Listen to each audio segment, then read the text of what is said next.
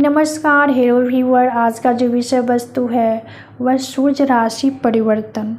सूर्य राशि परिवर्तन जैसे कि आप सभी जानते हैं, सूर्य का जो गोचर काल है, अवधि काल होती है, वह लगभग 1 माह की होती है। तो इससे पूर्व सूर्यदेव सिंह राशि में स्थित थे और 17 सितंबर को पुनः यह बुध की राशि यानी कन्या राशि में प्रवेश करने जा रहे हैं। ऐसे देखा जाए तो ज्योतिष शास्त्र में राशि परिवर्तन को बेहद महत्वपूर्ण माना जाता है। 17 सितंबर को सूर्यदेव राशि परिवर्तन करने जा रहे हैं और इस दिन सूर्यदेव कन्या राशि में प्रवेश करने जा रहे हैं। सूर्यदेव की राशि परिवर्तन करने से जो सभी राशियां मेष से लेकर मीन राशियां प्रभावित होगी, तो कुछ राशि के लिए शुभ होगी और कुछ राशि के लिए अशुभ फल की प्राप्ति होगी। 17 सितंबर का दिन बेहद महत्वपूर्ण रहेगा। तो चलिए, यहाँ पे मेष से लेकर मीन राशियाँ या चंद्र राशि पे आधारित है। तो पहले हम मेष राशि को देख लेते हैं। मेष राशि का गोचर जो है वह षष्ठ भाव में हो। मेष राशि के हिसाब से यहाँ पे सूर्यदेव का जो गोचर है वह षष्ठ भाव में हो रही है। तो षष्ठ भाव जो होता है वह एनिमी का भाव है, रोगरीपुर शत्रु का भाव होता है। तो पहले तो यहाँ पे इस जातक को प्रबल शत्रु हंता योग का यहाँ निर्माण करेंगे जब भी सूर्यदेव का यहाँ पे गोचर होता है। तो षष्ठ भाव, तृतीय भाव, एकादश भाव में इनका शुभ प्रभाव देखने को, शुभ फल देखने को मिलता है। और ऐसे जातक के मानसिक शांति परंतु आत्मविश्वास में कमी हो सकती है। कार्य क्षेत्र में परिश्रम अधिक होगा और मित्रों का सहयोग मिलेगा। धन की स्थितियां भी सही होगी। और देखिए, ऐसे जातक के जो प्रत्यक्ष अप्रत्यक्ष शत्रु जो होंगे उनके ऊपर यह विजय हासिल करेगा। और देखिए, इस चीज़ को और फलित करने के लिए और इसका शुभ प्रभाव प्राप्त करने के लिए, इनकी शुभता प्राप्त करने के लिए नित्य प्रतिदिन आदित्य स्तोत्र का पाठ करें और पिता का सम्मान करें।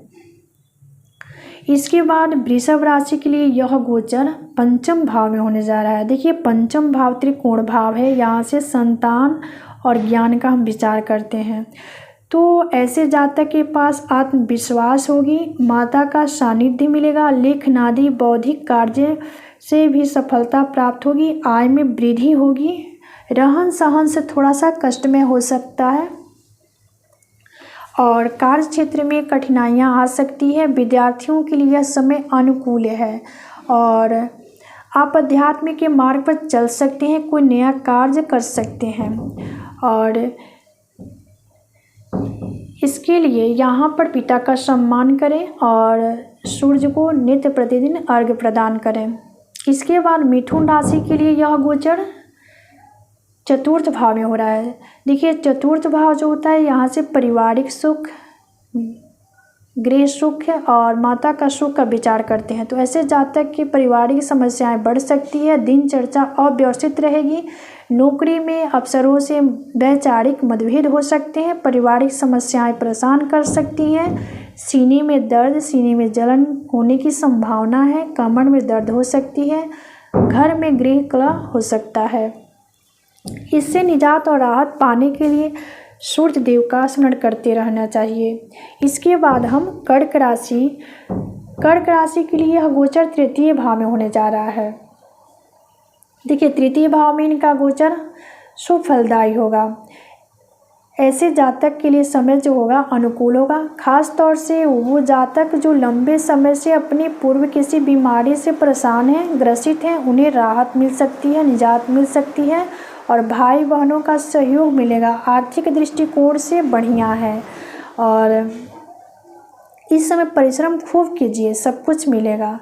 जिस भी क्षेत्र में पुरुषार्थ करेंगे उसमें लाभ ही लाभ मिलेगा। देखिए, यहाँ से हम पुरुषार्थ का, परिश्रम का यह भाव जो होता है एफर्ट का होता है।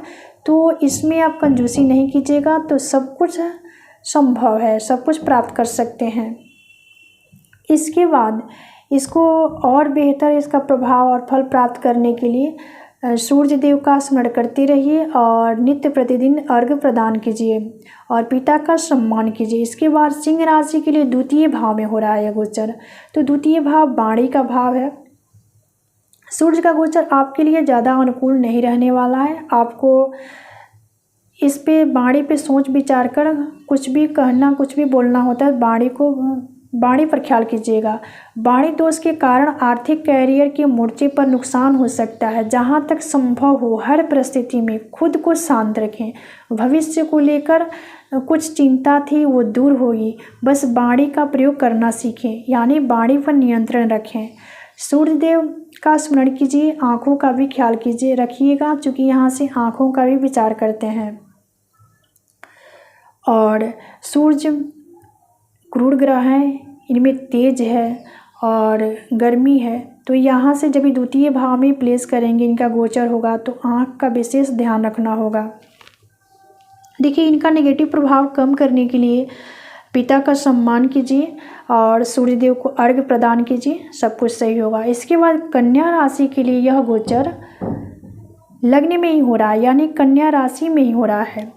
तो ऐसे जातक के समय जो होंगे अनुकूल होंगे और आपके जीवन जैसे चल रहा था बिल्कुल वैसे ही चलेगी और आय के साधन प्राप्त होंगे, सेहत भी ठीक रहेगी। कन्या राशि के लिए गोचर बढ़िया होगी, धन लाभ होगा, आर्थिक समस्याएं दूर होंगी।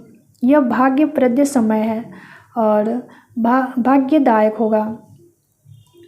यह समय जो होगा वह भाग्यदायक होगा। यहाँ पर अपने आप पर निर्भर है कि आप कितना इसे हासिल कर सकते हैं और फायदा इसे उठा सकते हैं। आँखों का ख्याल रखिएगा, पिता का सम्मान कीजिएगा। इसके बाद तुला राशि के लिए यह गोचर जो हो रहा है वह द्वादश भाव में हो रही है। देखिए, द्वादश भाव है, त्रिक भाव है, तो यहाँ पे थोड़ा सा संभल कर रहना होगा। देखिए, ऐसे जातक को सूर्यदेव उन्हें जल्दी ही कोई खुशखबरी दे सकते हैं। यहाँ पर व्यय की अधिकता होगी, तो खर्चा की अधिकता होगी और स्वास्थ्य भी अनुकूल नहीं रहेगा और कार्य क्षेत्र में छोटी मोटी परेशानियाँ दिख रही है। तो देखिए, इनका प्रभाव निगेटिव प्रभाव जो है देखने को मिल रहा है, इसको कम करने के लिए नित्य प्रतिदिन आदित्य स्तोत्र का पाठ करें और पिता का सम्मान करें और सूर्यदेव को अर्घ्य प्रदान करें,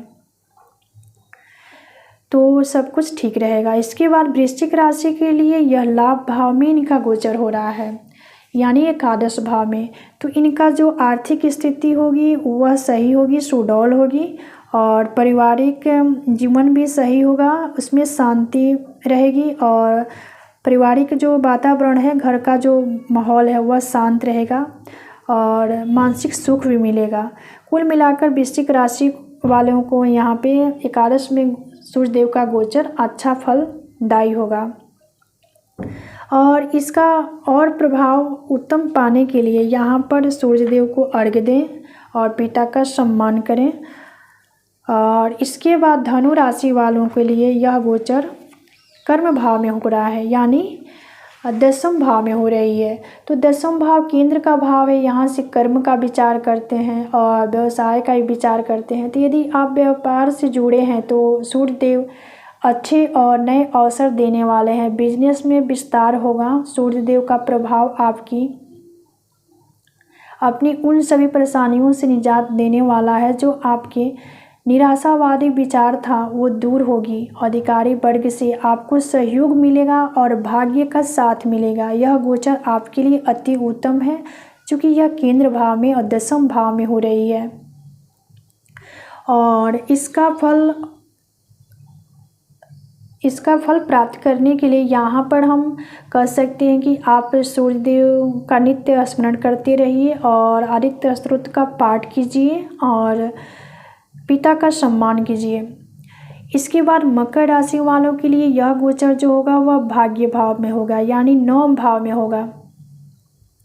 मकर राशि वालों के लिए यह समय थोड़ा सा मुश्किल में रहने वाला है और लोगों के साथ थोड़ा सा बहस भी करना पड़ सकता है और उससे आपको नुकसान भी होगा। दफ्तर में सहकर्मियों के साथ रिश्ते बिगड़ सकते हैं, परिवार में खुशी का माहौल बना रहेगा। कुल मिलाकर देखा जाए तो यह त्रिकोण भाव है, तो यहाँ पे इनका गोचर सूर्य का गोचर और यहाँ पे 9 भाव में जब भी इनका गोचर होगा तो इनकी दृष्टि जो होगी तृतीय भाव पे होगी।